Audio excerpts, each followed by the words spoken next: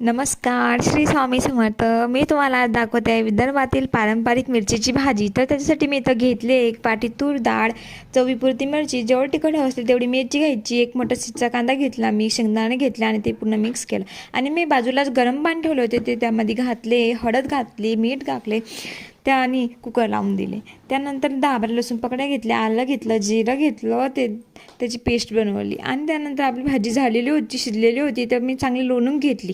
बाजूलाच मी खोबरं कट केलेलं होतं, कोथिंबीर कट केलेली होती आणि लसूण पेस्ट आपली.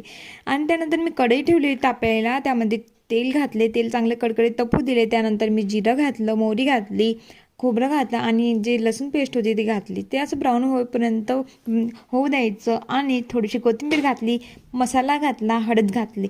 चांगलं होऊ द्यायला ना चांगली चव येते आणि आपली भाजी ना त्यामध्ये घालायची पूर्ण. त्यानंतर चांगली बनते. आणि थोडेसे चवीपुरते मीठ घालायचे, वरून थोडंसा वरून मसाला घालायचा, कोथिंबीर घालायची. भाजीला ना चांगली चव येते. अशी हलवायची आणि उकळी होईपर्यंत होऊ द्यायची छान.